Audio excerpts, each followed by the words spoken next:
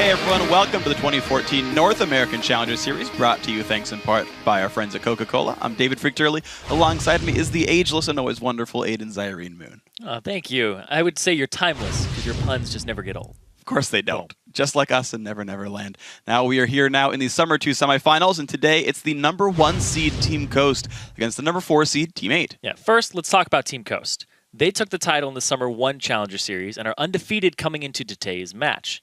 That's not so surprising when you realize that 4 of their members are former LCS pros. Yeah, they're a pretty good team, but on the other side of the rift is another very good team. It's Team 8, who are, of course, very talented, albeit they've got some consistency issues. They have only a single X-Pro in AD carry Maple Street, and they actually have been upset before. They lost the one-game elimination match back in Summer 1. Yeah, but don't let that misstep fool you. In outside tournaments this year, Team 8 has taken first place in the Spring and Summer Monster Cups and in the Lone Star Clash 3, and they also beat Coast very recently 2-0 in a row Cat King of the Hill. They've beaten Complexity and they've beaten LOL Pro as well on their way to a lot of those victories. So a very strong team, of course, by the results, but it's today's games that matter. These are arguably the 2 best North American teams outside of the LCS. In this Challenger Series, Team Coast and Team 8 currently have the 2 highest KDAs at 6.09 and 4.91 respectively. Those leading scores are largely thanks to the 2 former LCS Pro AD carries. On Team Coast, that's MASH. On Team 8, that's Maple Street. Yeah, whichever team can win the laning phase in this matchup will likely take the series and head to the Summer 2 finals next week in person. It's going to be a good thing for these teams if they can make that happen. Now, here is how the Summer 2 tournament stands at the start of the semifinals. After both sweeping their opponents in the quarters, Team Coast and Team 8 face off in today's round of 4 match. And tomorrow, it's Curse Academy and Team LOL Pro in the other semifinal match. No upset so far in this bracket, as the top 4 seeds at the start of the quarterfinals are still in the mix. And of course, whenever you win games in the Challenger Series, or win series, I suppose, you're going to be awarded points here. At the end of the Summer Series 2, the 6 teams with the most points qualify for the Summer Playoffs. We already know 5 of those 6 teams. It's Team Coast, Team LOL Pro, Curse Academy, Team 8, and Wasabi Gaming have all clinched playoff spots thanks to their scores. But there's a 3-way tie for that final spot, meaning Cognitive Gaming, Denial Esports, and Zenith Esports will have to win a tiebreaker match to make it. We'll see if those guys can do it, but the teams with the top 2 scores earn a bye in the first playoff round. Team Coast have already clinched one of those with at least 16 points, even if they lose the rest of their games. Tomorrow's winner, either Curse Academy or Team LOL Pro, will secure the other bye. Now, these are a lot of points to keep track of, but never fear, LOLesports.com is here. Yeah, is it an Anivia? Is it a Corky? No, it's the Leagues and Tournaments tab. Under that, you'll find scores, schedules, playoff standings, and everything else you need to follow Challenger Series and the LCS for the remainder of the summer split. So those formalities out of the way, we've got a game to talk about now. We're moments away from Champion Select. Team Coast, Team 8 readying up. As we talked about, Coast, the #1 seed, big favorites coming in. They win pretty much all their games. Yeah, Team Coast is 8-1 in the Challenger Series in Summer 1 and 2, with the highest win percentage at 88.9%. Said they win most of their games. They basically win 89% of them. So it's a big number. It's really big there. And Team 8, on the other hand, they have some really good KDAs coming into this as well. We'll talk about those a little later. I want to talk about that bottom lane matchup. MASH and Maple Street. Yeah. 2 ex-pros going at it again here. Believe they did actually play against each other when they were in the LCS. It's Coast I'm trying to Velocity. remember. Yeah, I guess that was the split where Coast still had MASH and they didn't bring out Wiz Fusion yet. So yeah, these guys would have fought before.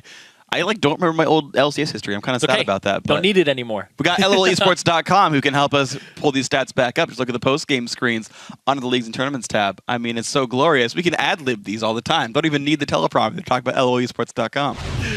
It's just a glorious website. You should go there, and you're probably viewing it from there. And if you're not, well, shame on you. Yeah, just hit escape, close the full screen part of it, open up a new tab, check out all the score lines. Of course, yeah, as we talked about, great players there. MASH, one of the big voices for his team, actually, trying to bring Coast up. And I do want to see, as this team continues, how they sort of continue to progress as a shot-calling team. It's one of, I think, the hardest things to learn because you only can really learn by doing. I think it's very hard to learn shot calling from someone else, but like watching VODs, like you can understand a matchup with replays, and as a player like mid laner Slushy from Team 8 does, you will heavily watch streamers or just feature spectate games, etc., and be like, oh, here's how you play Orianna versus Ziggs. But shot calling, there's so much information to feed through. You've just got to do it. Yeah, it's a lot of personality types, in my opinion. You have to have somebody who's very vocal, who doesn't mind being vocal, who's a little bit commanding and decisive, and lacks hesitation in their calls. It's very kind of like you have to have a bunch of people who aren't the same personality type as that person. Yeah. Or else you get conflicting calls. One person will be like, I don't really want to follow that call because I think my call's better, etc. So you have a bunch of information feeders into one person who's going to be making the decision. Yes. That's the best way to do it currently. That's been discovered. Basically an informed monarchy. Yes. We'll see who the king ends up being for these guys. We are in a champ select. Nidalee, Gragas both removed away from Cali Trolls, Kassadin away from Golden Glue. No big surprise there. See what else these guys want to get rid of. Yeah, a lot of bans go towards Cali Trolls all the time. His Vladimir gets banned out, which doesn't sound like something that's very common, but it is against him. And the Gragas being banned out here is not unsurprising because teammates are practicing a lot of Gragas Yasuo compositions. Well, Lulu goes away from Rux as well. I know his Shyvana is one to be a bit fearsome of, even though we don't see her all that much in the recent history. Braum away from Dodo, so no big tank line in the bot lane either, but there are plenty of tanks still to play in the top lane, and to me, I think that's actually an important thing to have in a team composition. Morgana already banned away, and insta-lock in there, the Yasuo for Golden Glue. Yeah, steal it away, make sure that they don't get it on the side of teammate, and at the same time, there isn't a whole lot left to assist the Yasuo in knockups. Lulu's off the table, Gragas off the table, Braum off the table. You're going to have to go with the jungler. You might have to look at some other lanes too. Maybe Lee Sin will come in there, but they're going to steal it away.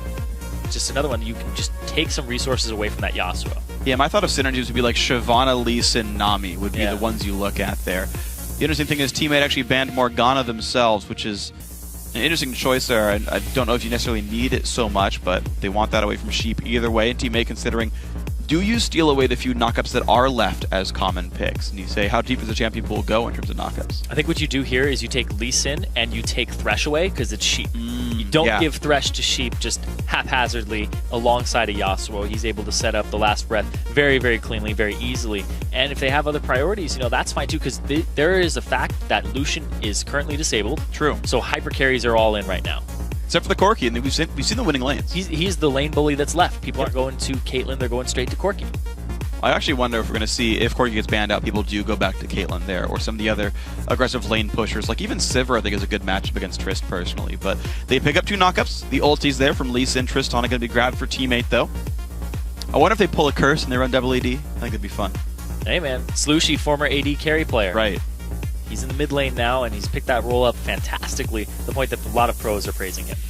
He's doing pretty well for himself, but Team Coast are going to get the Thresh here for Sheep, so that's going to be a bit scary then for Maple Street down to the bottom lane. Santorin is going to grab Elise for himself. And Coast not immediately rushing all their knockups, though. Yeah, they're just kind of keeping some of them hidden. I think Shyvana, like you said, might be what goes out for Rux. But at the same time, the way that teammate operates is they will always last pick their top laner into a counter matchup. Cali Trolls is the shot caller, the team captain that makes those calls on what's going to happen in Champion Select. So either he first picks something that's a high priority, like a Lulu Gragas, or he last picks something for a counter pick. They don't last pick their mid. Slushy, they think he can go even in a lot of matchups with Orianna or Twisted Fate. Okay. But instead, they wait for him to get that last matchup. So he might go with a Mundo into a Shyvana. He'll look for something. We'll see what he does look for in this one. A bit of a shout out to probably there the Annie hover. Oh, actually, no, they pick it up though. That's going to be Dodo actually playing Annie, but out of the support lane. I actually kind of like that because the fact that the lane bullies are out right now, the support is kind of the new lane bully that has to take care of the hyper carry. And this will set up some team fights later on, but also during the laning phase, the extended range is really good for harassment. Yeah, and you got to consider there's so much gank follow-up now. Imagine Lee Sin comes up and there's just an immediately locked-in stun from Dodo. Life gets painful there if your team goes bottom lane, and that actually speaks a little bit to the Morgana ban. It is hard to Black Shield Annie, but it does let you get away from the ganks sometimes. Team Coast can make their choices here. Golden Glue, you know him as a big assassin player, typically, but he's branched his champion pool out since then. Twisted Fate for Slushy, and is it going to be Xerath against it? I think it's going to be Golden Glue on Yasuo. We've seen him on Yasuo before, where he will push hard, and if he gets behind, they put him on a side lane and just have him farm until he's ready to join the fights. And they actually do go for the Caitlyn, though, interestingly enough. So Mash does want to lane bully. He is going to try to get out of range of Dodo here. The Rise goes top lane. I don't know why I forgot that Yasuo was picked up. Yeah. A little silly in that one, but hey, teammate get to counter pick top lane. Yeah, so they don't go with a setup in terms of what they're going to do for the Yasuo. Instead, they're like, all right, you have Thresh, that's fine, that's all you need. We're going to go with picks that go and destroy most laners right now. Now, there's some things here for California Trolls that he can fall back on. He does love the Fizz, but he can't pick that into Rise. He does love Vladimir, does okay. but then when you hit these power spikes, Ryze is already ahead of you by that time. Yeah, and that's going to be a tough situation to be in. And all the other conventional mage tops are gone for now. We'll see what he goes for in this one. 22 seconds to make his choice. Kha'Zix was buffed recently. Maybe that one works as a matchup here. Of course, we've seen top lane Lee Sin before, though I've not seen that work well against Ryze either. I do want to talk about the... It's going to be crazy. It's going to be like top Annie. He goes top Rammus. Shout out to like Korean solo queue. Why not? TP top laner. Well, oh, man. It could be a Lee Sin top. He has played it before, and then they go with the global composition of Twisted Fate Nocturne. So yeah, it was a Lee Sin, and they make that change in the mid-game. They decided Lee Sin top was good enough to fight up against Rux here. I do want to see how this pans out, though, because in my admittedly much worse as a player experience playing Ryze, or Lee Sin up against Ryze, it hasn't gone well for me. So Calitroll's better than me, but I want to see how the matchup goes, because you get locked up and you can't follow up your damage anymore. Well, I think Ryze is probably better than your opponents that you were playing against as well. That's true. I think Rux, sorry. They both start with R's. Yes. Anyway, the big thing here for me is actually Team 8. Like, I gave that little bit of information that Calitrolls will usually always last pick his champion. Coast knows that by now, too, because they've played against each other a lot. They use that information to their advantage. They're like, yeah, this Lee Sin's actually going to Calitrolls. And it's funny, too, because they selected their champion at the same time. So they had the Lee Sin on Porpoise Pops, as opposed to having it on Calitrolls when they locked him in. So. I've actually seen that mind game before. Back when Curse first did their Tristana grab, I believe they also had that same situation where the Tristana wasn't locked in by Void, even though he could have. Yeah. So the really subtle mind games of who locks in champions, sometimes it matters in a competitive environment where you know who's standing where, but that's basically custom games only. So, no setups for Yasuo, really. But they go for the first pick there, and it's going to be Golden Glue looking to go as big as possible on a big assassin. They've picked largely for the lanes, I think is something you can pretty faithfully say is true, but they've got a late game to fall back on, so Coast lineup does look pretty good. Yeah, I like the lineup here from Coast. The Yasuo, the Ryze scale extremely well, and then they have some lane bully potential with Santorin roaming around. Santorin, I'm going to quote him on this too. He said, "I hate it when people ban Elise and Lee Sin from me, because I want to go and fight the enemy jungler, and no other jungler does it as well in my hands as Elise or Lee Sin." So he's like, just let me have those champions so I can go invade you level 3. And we saw it last time we saw Coast. They did exactly that with Santorin and ran away with the game. I'll see if they can do that again here, because he's gotten the champion he wants to play. Calitroll's going to spot Rux up in here. Takes the Q. Lands. Oh, the damage coming through. Look at that. Good amounts of pain coming across. Yeah, okay, early game it's going to be just fine for Lee Sin. I'm talking about when Rune Prison comes in. That's some pain right there. Rux took the overload very early on. Yeah, you wouldn't not do that, I don't think. Yeah. Taking Rune Prison level 1 is if you're going to go for an invade. It's a very low duration stun or root. 0.75 seconds, I believe. Yes, and then it just scales up by, I think, about quarter second. 0.25? Yeah. Yep, quarter second per rank goes up to 1.75. Anyway, a thing here that is very familiar if you guys have watched the Challenger series at all, but if you haven't, I'm going to cover it for you. Team 8, last time we saw them, they played a Nocturne Twisted Fate composition back-to-back. The last 2 games we saw them, they ended up playing it and just going bonkers with it. Their rotations were right on point. They had Calitrolls in the top lane on Lee Sin occasionally.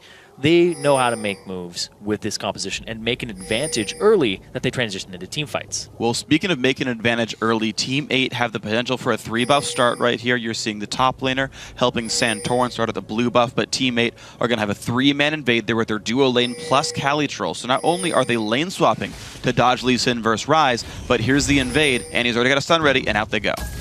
That's perfect play by them as well. The execution of that, the delay, and the fact that it's Lee Sin alongside these 2 others up against a Ryze and a Caitlyn lane bully. Avoid the lane. You don't have to play right into their hands into an unfavorable matchup, and they are going to get a 3-buff start off of that. And look at these sort of poise here by Porpoise Pops. He realizes that he's going to get attacked a little bit there. He saw Thresh come in, decided not to risk getting caught out. Don't risk getting hooked. Don't risk getting comboed. Just leave, clear your camp later, get level 2 off of the Wraiths, and then Calitrolls can simply help him double jungle and grab the red. 3-buff start. Very, very well played by Team 8. Yeah, I like that start from them, but the question is what they do with it. Cali is taking a lot of damage from this red. He'll switch tanking soon, I hope, for his sake. He's being a buddy.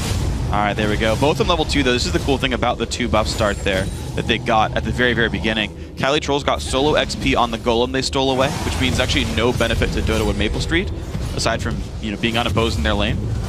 Another thing too is that you put Rux on Rise behind, so that his power spikes come a lot later, and since Rise buys the Rod of Ages, it's time-based once you get the item.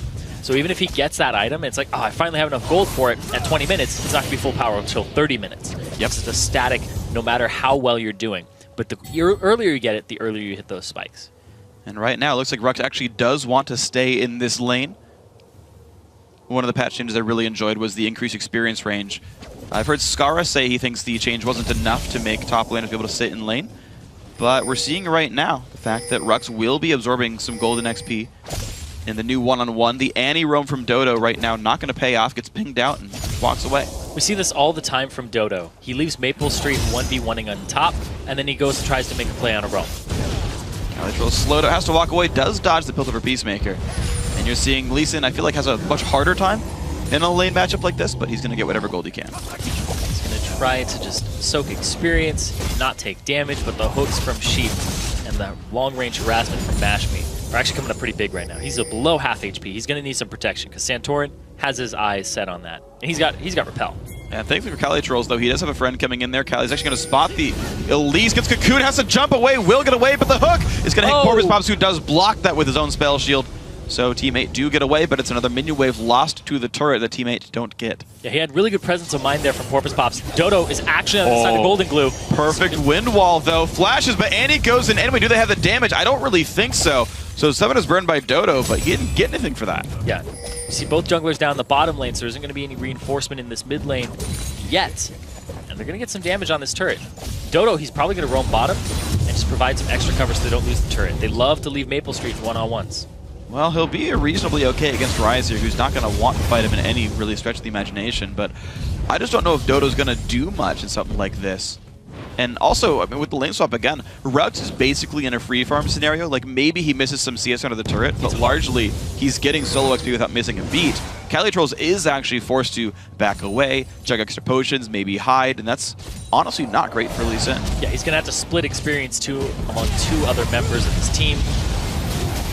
Porpoise gets hooked, gets Cocoon, big damage comes out, 100 health! The trap came in as well! Repel goes the other way, first blood goes to Sheep though. Calitrolls wants in though, trying to get the slowdown, trying to get the damage. Ward hops, picks up a kill, now can they keep going? Flash Play goes in, Calitrolls makes that a second death for the team, and Team Coast starting out well. It's only a 200, 300 gold difference though, after that fight when it's all said and done, but what are they going to get from it? We see they lane swap it back, Maple Street on his way down bottom to defend this turret, because they just can't hold off long enough against Caitlyn.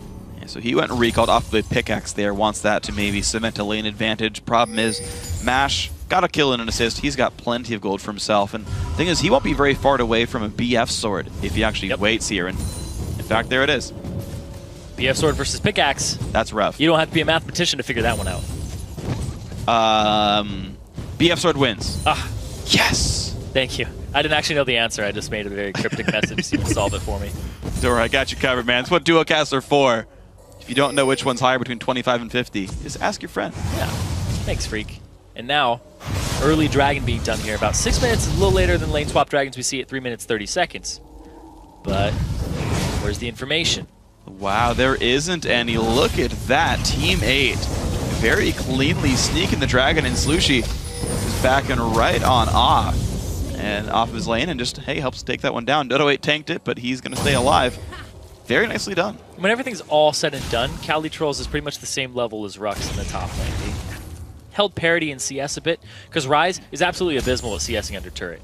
He doesn't have enough auto attack damage to finish off melees. He's got to use some Qs. His mana costs early on in the game. Yeah. I guess I am still just personally surprised because I would feel like Q and W are good enough that you'd get you use too at much mana, half. Yeah, and apparently that's the case there. It's not what I expected, but hey, I've been proven wrong there, so you're going to see these guys. He's going to be fine now. Be equal. Yeah, he's got tiers or whatever, but now I get to see the matchup, the Lee Sin versus Rise. Santorin going to grab blue buff for himself, took his time with it, but that's okay.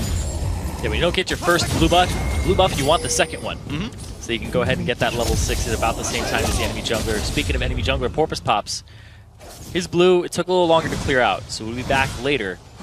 But when he hits 6, he's going to look for a gank with that Nocturne ulti. Slushy, level 7, able to roam around with the Destiny. They're waiting for the combo. TP still available on Calitrolls, and there's no dragon. So I don't know if they'll actually make a move immediately unless they can get a turret off of it. Well, they have burned the summoners away from Sheep, so the Thresh has nowhere to go. So just going back to bot lane, Caitlyn can't really help him either. No summoner heal up, so I feel like you track the fact that you took Sheep's summoners rather, you know you got Flash Flayed, and you say, just kill him, get more gold on Maple Street. Yeah, you want to blow some of those summoners in the bottom lane too, because Mash is just being a huge bully. Oh, there's the TP. TP from Cali Trolls, he wants it before even TF shows up. There's the Destiny that kicks Sheep in. He's got absolutely nowhere to go. So he doesn't even gate in. He realizes it happened. And doesn't even get an assist for that. Uses the ultimate and doesn't leave the lane because he can't. Golden Glue would push this in and he denied an entire wave and then some. Yeah, well, that's fine for Slushi, though. He's actually been doing pretty well in the matchup overall. You're seeing him plus about 8 CS right now. Golden Glue looking for some more aggressive Santorin. Wow, right in the front. Maple Street losing a bunch of health. Thankfully for him, does not take the Q in the face. Walks away. He takes a big chunk of damage, though, and that's going to back him off from continuing to CS and make a little shop visit. I don't think he has enough for a BF sword just yet, so he's going to come up short on that one. That's pretty unfortunate for the Tristana, but we're going to see what she does go for. Goes for Zerker Greaves. I don't personally love that on Trist. I do understand it, but that's more, to me, is more of a Caitlyn item. That she will be using the extra mobility to try to be able to weave in and out of auto attacks, dodge some hooks, and honestly, attack speed's still a decent stat on an AD carry, even early game. Yeah, and the fact it's going to multiply his AD, it's perfectly fine for him. In the top lane, though, we see the Hydra here for Cali Trolls. For the wave clear. When you wave clear on a Rise, though, it's kind of a nightmare for him. What I really do like about getting an early Hydra, and the fact that he's gotten that kill, the assist, the Dragon Gold as well, is as soon as you get Hydra, you practically full heal off of taking out a minion wave. And so even if Rux bursts him as Rise, he just presses E and the active item button, and his health goes right back up, and he's actually pretty safe. He can also use the Iron Will on top of it. Exactly. Well, yeah, you add the spell vamp in, and then you're pretty much good to go the whole rest of the way. Whoop. Threading the needle. Santorin actually just stepped forward, too. He's like, oh, no, nope, not going to happen. Santorin off on the wings. Porpoise Pop still has his ultimate available. Santorin no flash for a little bit, so if he does get collapsed on, he'll have to repel and hopefully get a lantern out. But no, he's not even going to go for the game. But Porpoise might. Porpoise just may. He is waiting around. And the thing is with Team 8 is they've actually kind of used their globals asynchronously. We have yet to see a Paranoia come out. Destiny most of the way back up. And the teleport a while to go still. Actually, it won't even be up for Dragon either. So I want to see how Team 8 uses the globals when they've only got 1 or 2 up at a time. Yeah, 1,500 gold lead now for Team 8. Even across the board. The disparity, though, a little bit of the CS. And also at the same time, it's that Dragon.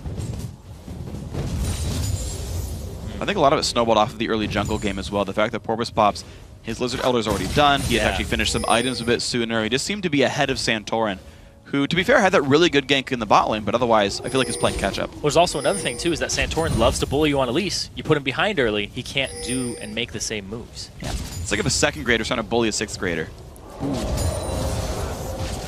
Just, yeah, you might be aggressive, but it's not going to happen. That's not being mean. That's just... That's being silly.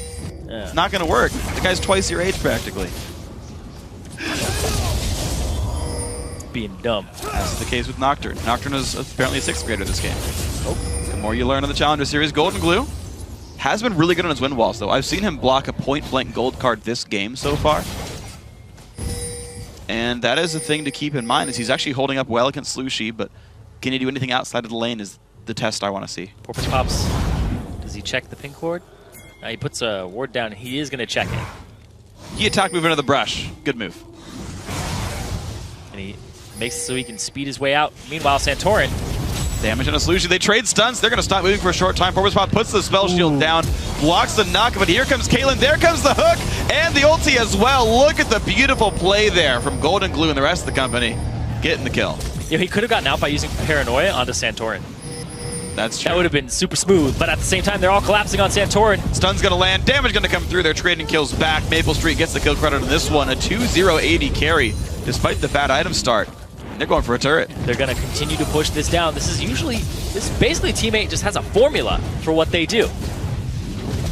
They'll collapse middle when they hit that mid game after some early game pressure getting a dragon. Now, kick back Golden Glue. They're going to find that Dodo shows up, flashes and timbers backwards to make sure they catch Golden Glue. But hey, the kill happens either way. A couple of flashes for it, but map control Team 8. They lose top outer for it, but that's worth it. Hey, Dragon's up 2 right now, and they have Porpoise Pops back alive. He has his ultimate available and Smite. Santorin now crawling back to that area. Can they fight it? There's a lot of ultimates down here. Golden Glue not available either. He doesn't have TP. He's got that mid lane Ignite. Oh, the hook on a Cali Trolls, though, Sheep says, I don't think you left that brush just yet. You can take it. He always takes it. He does, and you know what? He might just live because of it, and that's going to be okay. Dragon does go through. However, Cali Trolls does give up the chance to defend this first wave under the turret, so he'll miss out on a little bit of golden XP, but heck, he just kept leaving his lane. He's 2-1-1. It's going just fine. Love how Cali Trolls plays, though. There's never a dull moment when he thought they said. He lands Q, he's not gonna. Oh, he took it. Yep. What is he doing in the middle of the team? At the same time, though, he's got that Hydra completed now, and he's going to be able to continue pushing that top lane back out against Rux. Yeah, honestly, now that he can clear the waves away, it will allow him to more readily play that same style. Like, Ryze is not the fastest pusher without using his ultimate, and that itself has a cooldown, as low as they are for Ryze. And so, yeah, Cali Trolls can run in, clear a wave or two, get out there, keep making these aggressive moves he's been trying to, and basically dodging the laning phase. Rod of Age is completed for Rux. He's going to go bottom now. And just leave Cali Trolls to pushing. If Cali Trolls fast pushes, he might need a response. The way that he's pushing right now, he seems kind of slow. He's not being overly aggressive. He doesn't have the ward coverage. It's interesting to me, yeah, but it looks like there's nothing to play for, really. I mean, the problem is the blue buff, I believe, not going to respawn for some time. I think it just got taken recently on the western side of the map. Dragon's, of course, gone, and mid-outer turret's already out as well, so I think if they want to push somewhere else with Cali Trolls, they've got to set up the wards to make sure they don't get flanked if they go for top outer. I think that would be the next easy place to be aggressive for teammate, is that top left turret. They're kind of folding back in on themselves right now because they don't have ward coverage really deep on the top side. They set up a little bit for Dragon. They gave up some turrets because Rux is now freed up, and Cali Trolls is trying to freeze / kind of push. He's not causing a lot of pressure. Coast has some opportunities now if they get a catch. Wow, they just did on a Dodo. There comes the Lantern as well. Big burst coming through, and Dodo is going to fall. They trade lives, though. Both supports going away. Maple Street low on health, though. Slushie. In comes TF. Slushie's got a Ghost and Flash away, but Rux is one hit from dead. Putting up the gold cards. Santorin still trying to run. Maple Street nearly gets the damage, but Mash definitely does. Kills the AD carry. Now Cali Trolls shows up, but he'll trade his life for 2, which is worth it. And overall, 3 members die on both sides. Just a crazy bloody fight there. No TP used for Rux, and he's going to go for it.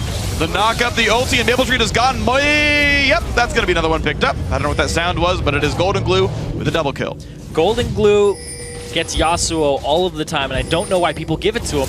They're going to get a turret off of this. He's just so aggressive. It plays right into his style. He was known for his Akali play, for his Zed play, for just his crazy assassins. You talked about it in Champion Select. And man, he gives Yasuo pretty much the only relevant melee AD assassin in the game, meta, and he just destroys with it. There's a lot of just collapsing here. We see Slushie come to the back line, TP in from Cali Trolls all the way in the back, but now they're trying to peel off because they aren't close enough. Cali Trolls runs up, he ends up getting Rux eventually with a kick, gets Santorin, and then he gets picked off at the very end. Golden Glue eventually just has his Steel Tempest completely charged, goes in with a flash, sweeping wind, picks it up with the last breath afterwards. Amazing, well-calculated play there from him, and we thought it was 3 for 3, 5 for 3, and a turret. Exactly, that turret was actually a big one. Team Coast now up 3-1, and they've brought the gold back within 400 here. We've got to really commend some great play by that team. And now you got to see Golden Glue is the guy to watch here, man. He is 4-1-0, 139 minions, highest on his team. He has got to be the richest member on the blue side. And you got to love his boot choice, too. But here comes Rux, TPing into the bottom lane. He's way behind them, too. He's going to pinch them in completely. Well, the CC goes on to Santorin, though, forcing him away. But Maple Street's got basically nowhere to go. He flashes. Oh, my God. Does he get away? Mash got to get in range for the ulti, but it's down now. Wow, in the early Berserker's Greaves, Maple Street's going to keep running away. Flash hook for Sheep! Yes, it is. Dodo's going to die as well. 2 for 0, despite the attempted counter engage onto Santorin. Now Golden Glue's not done either. Okay, he's done. he had enough of that. The play from his team was just so big. They evened up the gold again with Cali Trolls getting that top turret. Now they have their eyes on this middle turret. They got to wait for the minion wave, though. Looks like Slushie has enough ability power with almost a death cap that he will be wave clearing successfully. Cali Trolls is trying to collapse on them, but at the same time, they're very outnumbered. Yeah, they have at most he pinged people. He pinged it. Wow. Well, Nope. his mind told him no. And he listened this time. Easy sweep there from Team Coast. They're going to stay safe on this one, but the rest of the team is basically regrouped at this point. 4 members mid for the blue side, and Team 8 have lost that opening in. 200 gold, actually 100 gold now, separates these two teams. Team 8 had such a very great early start to the game. Oh. Coast pulled it back. They're going to TF Volti, they're going to look for Rux there, who does not have flash. He has got nowhere to go. Even the white helps out. They picked him off, but Dragon is in 45 seconds, and Coast has ward coverage of that area. They need to book it down there and take advantage of the fact that Rux, by the time he actually gets to the Dragon pit, it'll be up for about 5 seconds. So can Team 8 do anything about this? They know they've got a 4-on-5 on the map. The problem is Slushy's not on the correct spot to help them with this one. They look for Sheep. Anyway, in comes the rocket shot. Maple Street Dodo in there as well, but he gets exploded without getting to do anything. The support dies for nothing, and Team 8 over-aggressive. Yeah, Cali Trolls ended up backing. We see Slushy in the top lane still trying to clear. Dragon is in 15 seconds, and you guys don't have ways to get down that quickly.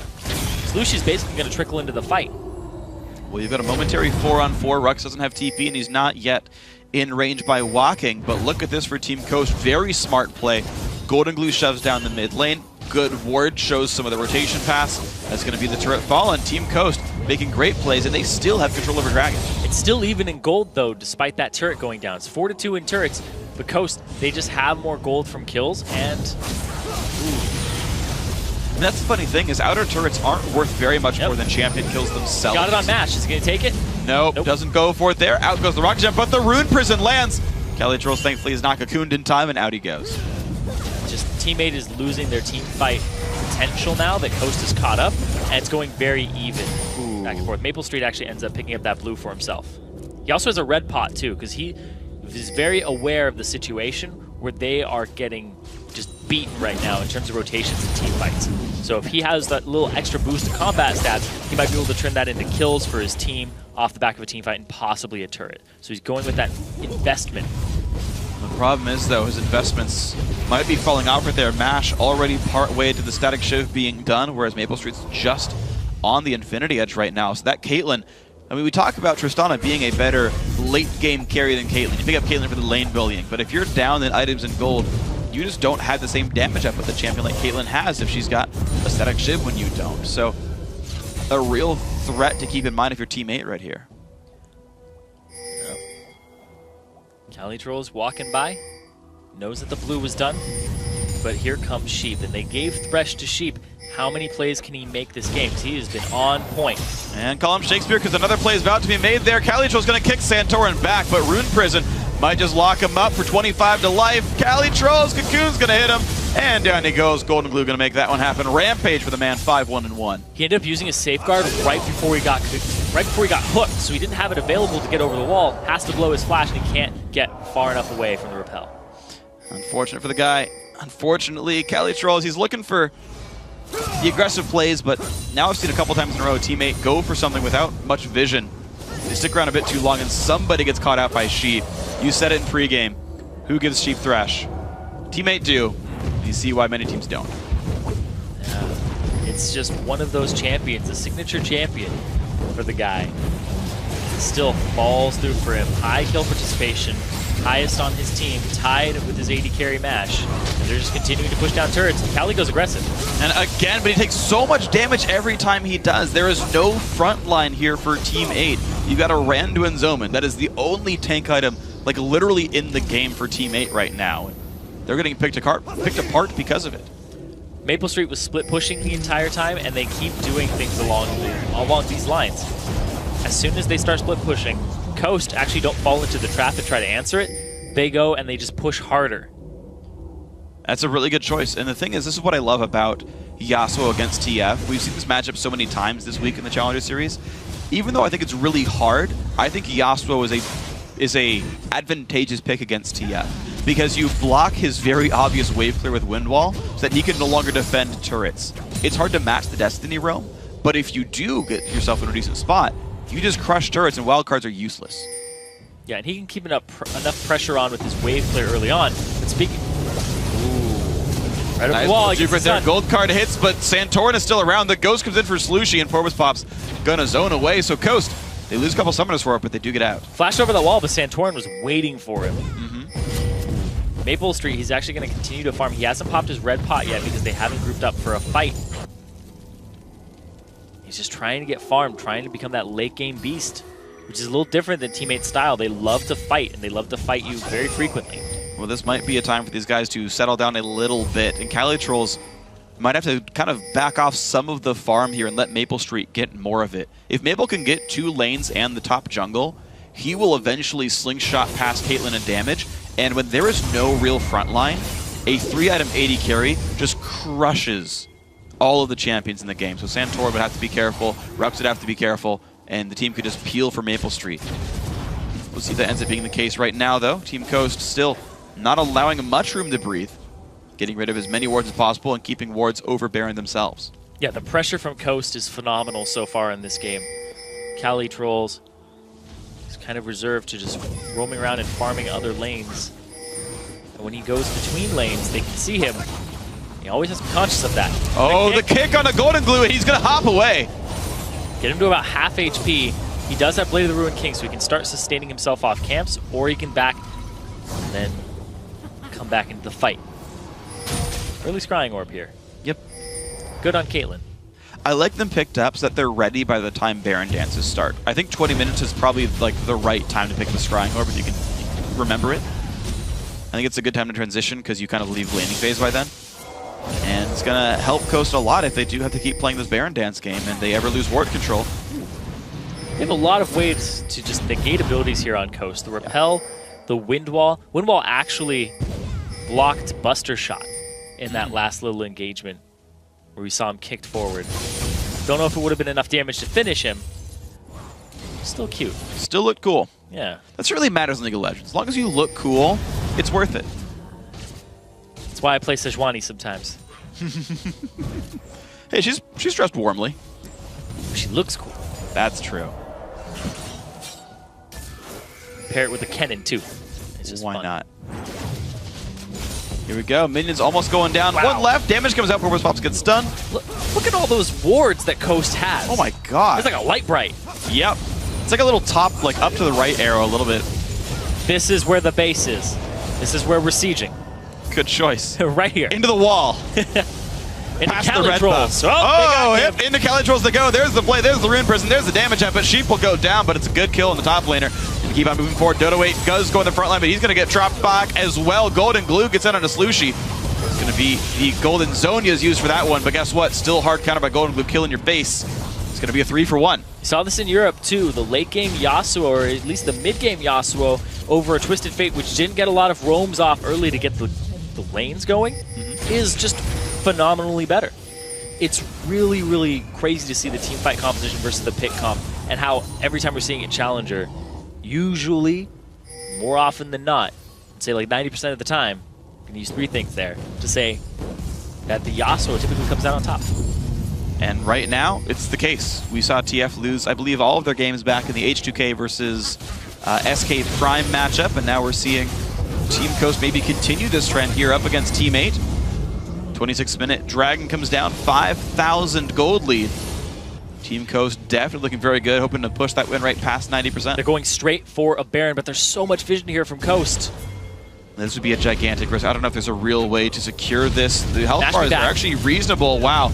Couple recalls come in. Maple Street and Cali Trolls going to try to start this one. Coast, they don't seem too impatient. Sheep is making his way over. Says, guys, they actually are on it. Gets the vision on the health bar. Says, down below half. Guys, hurry up. But the jungler's not around, and Team 8 actually might get the Dragon, or sorry, the Baron picked up for this one. Cali Trolls takes some damage. Baron secured. Sneaky Baron through all that vision. There's so much vision there in Coast jungle. I mean, from Coast and Team 8 jungle. It's ridiculous how that was able to just slide by, and then the reaction time was very low. Mashme finished his back, Golden Glue stopped his back and just walked towards mid lane to clear it a little bit. Sheep was kind of the, I guess, sacrificial lamb on that one to walk up and make sure what was actually happening in the pit. And that puts Team 8 right back in this game. They are 3k gold down, but they have temporary combat stats to give them that little boost. Well, that was really just impatient by Team Coast, because when they went for Dragon, they gave up pressure on the lanes. And that allowed Team 8 to shove them all down. Champions like Twisted Fate, Tristana, they're very good at killing large numbers of minions, even the Ravenous Hydra Lee Sin as well. And so even though Coast had warded the jungle, they hadn't warded the lane, because who does that? I mean, by a large margin, you generally don't ward lanes a lot. You ward them sometimes. And so the lanes got pushed in. Coast finished recalling. Instead of going back to lanes and kind of bookkeeping their lanes, they just recalled where they stood. Teammate pushed in, went down the river instead. There's no vision that way. Yeah, Coast kind of like broke teammates' kneecaps and then was like, all right, you stay here. And then Coast went and got the teammate went and got the cops. Yep. And they're like, we have backup now. And it's like, wow, I didn't expect you to do that. I didn't know you could still walk. You know, crutches, maybe wheelchair. Yep, crawling. Hey, they made it happen. Sliding by the vision. Teammate made it happen. So, back in this game, only a 3,000, actually, heck, 2,500 gold game at this point. Cali split pushing. Really back in. And yeah, full offense Lee Sin for now. Warden's Mail grabbed up, doesn't even care about Rise. And it's pretty impressive how much he's managed to dodge those fights. Porpoise Pops comes around as well. Santorin's going to look for something. 4 men strong, but they don't go in for that. Yeah, and the rotations here from teammate are something you're going to have to keep an eye on, because they're starting to ward up the jungle and just move around it. Cali Trolls will continue to split push. He doesn't have his teleport available, but at the same time, Maple Street has great wave clear, and he can siege turrets very quickly. He's going to get hooked again. It's another hook on a Cali Trolls. Sheeps around, plays him backwards, though. Says, I don't want to be part of this one. Go ahead and tank that one. Not a big problem. Mid lane now getting pushed. Teammate really heavily split pushing. Maple Street's got to be careful, though. Tries to jump away. Looks like he'll be safe, but Golden Luke can chase through the minion wave. He could pick up Tristana if he wanted, but the rest of the team is there to defend him. Yeah, Porpoise Pops clearing that bottom wave, pushing it out. Cali Trolls has to back after all that damage he took. Give ourselves a game here, like we said. We really do. The best teams, they go back and forth in games all the time. And I actually made a little mistake. I said they went 2-0 over Coast. They went 2-1 over Coast in the Rocat King of the Hills. So a little amendment to that. And that just shows how close it is. It went to a best-of-3 series. Right. And you might see the very same thing here. We've seen them trade objectives back and forth. Very smart moves on both sides. The occasional misstep, but just entertaining games all the same. And of course, Team Coast say, well, we're not going to play aggressive while you have Baron buff. I think Coast still knows they have the gold lead overall. But against Baron, not likely. Team 8 grabbing whatever they can with Baron, but they have yet to crack a tier 2 turret. They're still crawling back in gold. It was 3K at one point. Now it's 2.2K. Team 8 just keeping this very close. 30 minutes in the game, despite being 3 turrets down and 6 kills down. There's still a lot of gold for them to reclaim in turrets. And we'll see if they can get that gold back in the next few minutes there. Baron buff timing out. Ooh, in Cali 30 seconds. Is actually level 16 already. He's the highest level in the game. They look for golden glue. Ulti reveals that everyone's around. Are they going to go for it? Not They deny the vision. Windwall going to block a lot of this, but they're going to dive in anyway. Porpoise Pop still gets exploded first. Maple Street on the flank against Mash. Mash forces a flash from it. Cali Trolls finds him, gets the shutdown. 4 fights going off in the back lines, though. Golden Glue goes in towards Slushy and Co. 2 for 2 so far. Out goes Maple Street. Shutdown in for Dodo 8, but Slushy going to fall as well, making that 3 for 2. Cali Trolls off on the backside. The vision, Porpoise Pop's getting blown up so quickly and removed from the fight.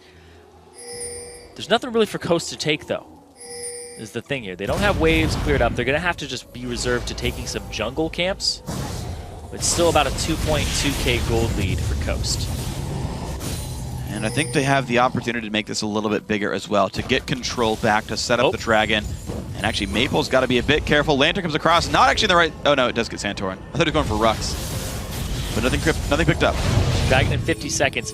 Watch this. We see Cali Trolls. He actually gets sheep with this, and he takes it. But Porpoise Pops blown up by Mashme. And then Maple on the right side forces Mash to flash, but he's right in Cali Trolls, who is actually pretty durable from the stacked up members of the team in Hydra and just life-stealing consistently. It was actually pretty crazy. You would expect that the Lee Sin in the middle of some of your damage dealers would have been gone by now. You flash into your back line, you're like, oh, I have company here.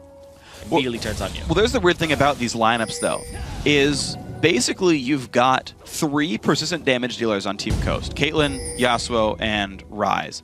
Now, 2 of those can be killed quickly, and in fact, those are the 2 that died last fight. Problem is, Rux, he's going to kind of go single target machine gun on somebody, but he's also not very killable. Teammates very, very burst focused. They have 1 persistent damage dealer in Maple Street, and he was going for Mash, which means Rux largely goes untouched every fight. He is always able to play cleanup, and that is a difficulty that teammates are going to have to deal with is, how do you stop Rise? Are they going to TP in?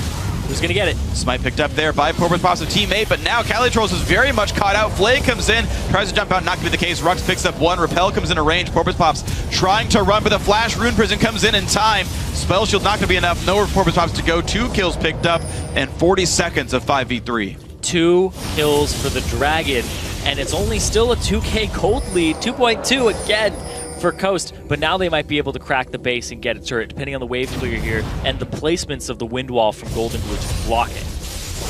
And we're going to see just how much damage they can really deal. They should be able to easily take the inhibitor turret down. Wind wall comes out. Nice, safe minion line there. Sheep shields himself just to make sure it's fine. And the inhibitor likely to follow as well. 15 seconds on the respawn. Coast should be plenty safe here. Oh, nope. They could have chased Lucy, but they're not going for it. Well, they're not going to get greedy on this. There's 30 seconds on the Baron. They can't really back either. His teammate will rush it. So they're just going to sit in this bush. Okay, here's the risk. Because all that gold that Coast got couldn't have been spent for the last, like, minute and a half here. Whereas teammate did get to buy when they were pushing to their base. There's actually, I would expect teammate to have a higher inventory value right now than Coast. It's very close. The ward's being set up. Slushi might back here, but no. Well, you can see the lesson learned by Coast, though.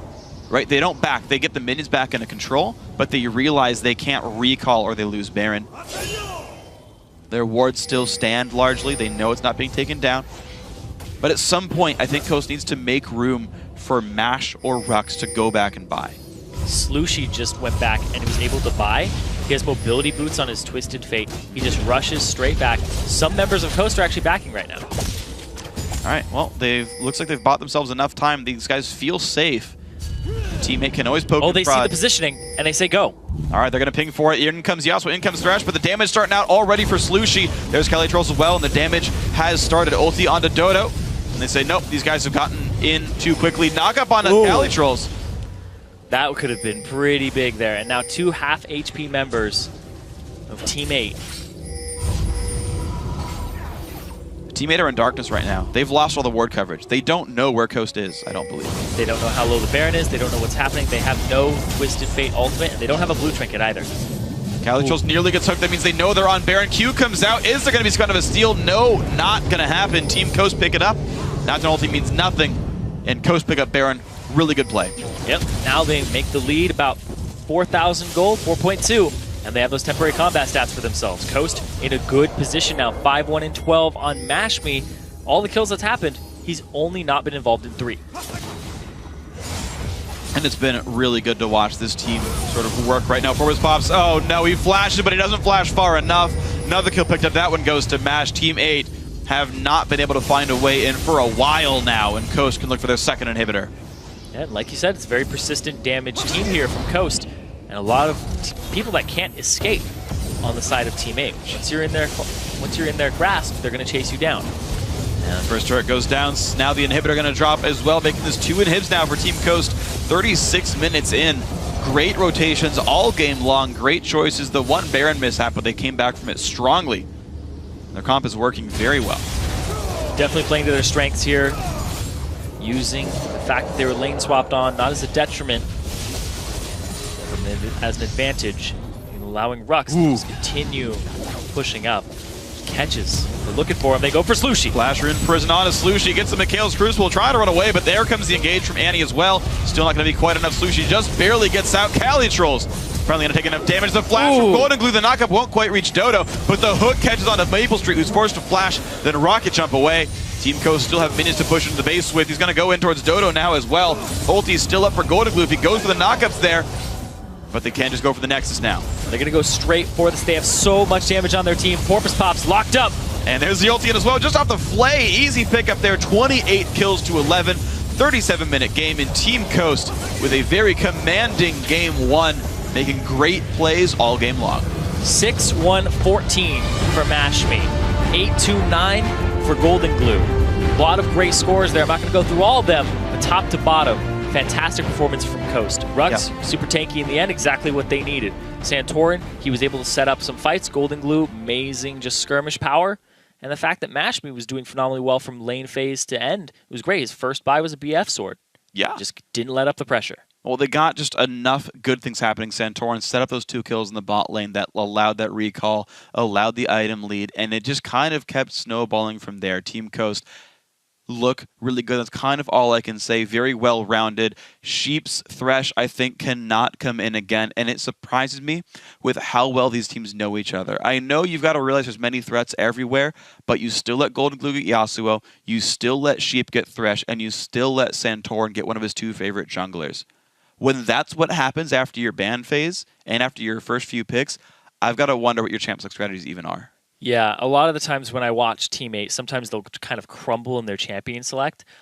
That's one of their biggest weaknesses in terms of just consistency, is they don't set themselves up for success from champion select in terms of win conditions. Like, this composition looks fine for their style, but the fact that Coast knew this was coming, it wasn't something new that teammate was pulling out, and it wasn't something that was going to be able to fight them head on. It was very pick-oriented, it was kind of map control-oriented, but as soon as you take that away from them, they can't really do anything else, and they have to kind of wait on Maple Street to just ramp up. But the fact they got mashed so far ahead at the start was what just shut that one down too. So there was really no way back into this for teammate. They took a Baron, they tried to get a gold lead again, but the fighting power between Yasuo and Ryze just too high. Yeah, and I completely agree with you. The fact that they ended up picking into what I think are actually 3 losing lanes down the line, I think, weak lanes that can't create pressure on their own, really betrays trying to play a pick composition. I don't think it's actually possible there. You talk about the champ select strats fumbling. I kind of agree. The only way they win that game is by outskilling their opponents in lane to get a lead they didn't deserve. And that's a really big concern for me, is you don't have other winning lanes with a TF Nocturne. I don't care if TF wins in mid lane. I care if the other lanes win, so you can do things with it. And it was only the missteps from Coast that really betrayed them there. So got to see what happens the rest of the series. Of course, it is a best of 3. We know that teammate is occasionally very, not unpredictable, not unreliable, inconsistent. And so occasionally they'll lose a game they really probably shouldn't have, or they'll make some decisions that were just kind of silly, but they'll pull it back for the next ones. So I think they can definitely pull back the series. Of course, Team Coast. Thing is, I have nothing new to say about them. They got the things that they wanted, and they played Team Coast. And they're like, yeah, here you go. Sheep's really good on Thresh. FYI, if you didn't know. We also said that teammates shouldn't lose games. There's some games they shouldn't lose. They should have lost this one, and they did. That's how I come in looking at this one. Because the way that they set up for all of it, it just wasn't very good. We have 0, 4, and 7 on Slushy's Twisted Fate. He just couldn't get going because thinking of Curse Academy, Golden Glue on Yasuo. He was just pushing the wave constantly. You can't roam as a Twisted Fate. You're going to give up your turret. And the Santorin will go ahead and just be like, oh, you roamed bottom? We'll give up a kill there, and I'm just going to take your turret and push in. Yeah, and that's the thing, is there's so many cool choices that can be made. And I talked a little bit about Yasuo versus TF, how it can be really hard to match the roaming, but you brought up a really good point with Santorin there, where in the game in general, and we actually saw this, for example, with the Baron trade that happened, is you don't have to react to a play by showing up against the play and just butting heads for it. You can react to a dragon by saying, push the waves. Oh, they recalled off dragon. Well, that's a Baron, right? Instead of saying, oh, shoot, they're taking dragon, let's try to fight them and lose more kills, right? That was a good move that teammate made right there. Again, Baron for dragon, that was very smart by them off of pushing waves. Same thing there as you talked about with Santorin and Golden Glue. If Slushy does leave the lane, was a whole bunch of push pressure from Elise and Yasuo, and you can take a turret for a kill, which is why so often when we talk about when a team picks up a kill, they need to pick up more than just the kill, because you're often giving something up to grab 300 gold somewhere, so it better be worth more than 300 gold. Yeah, whether it's a dragon, whether it's a turret, or at least just denying like 2-3 waves of experience in CS. Yeah. So those are really big factors coming into it. So now we got to see what the corrections end up being. These guys will, of course, swap sides. Teammate will get blue, means they can't guarantee a top lane counter pick that they love so much. They'll probably get something pretty powerful, though, on that top lane first pick. Yeah. You'd have to ban out Lulu and Gragas, and I think Nidalee as well. Wow, then do you even leave Cassidy available? That's the thing. Yeah, like there's a lot of options available for really strong top lane picks. The attempt for that didn't work out for teammate, but we'll see if they're going to get something better here on the blue side in Game 2. Guys, going to take a short break, but when you return, it's time for Game 2 between teammate and Team Coast. Don't go anywhere.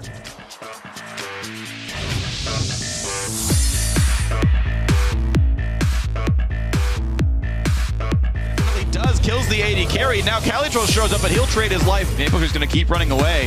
Flash hunt for Sheep. Yes, it is. Dodo's going to die as well. 2 for 0. Mapletree on the flank against Mash. Mash forces a flash, but Calitrolls finds him, gets the shutdown. More fights going off the back lines, though. Golden Glue goes in towards Lucy and Co. 2 for 2 so far. Trying to run away, but there comes the engage from Annie as well. Still not going to be quite enough. Lucy just barely gets out. Calitrolls currently going to take enough damage. The flash from Golden Glue, the knockup won't quite reach Dodo.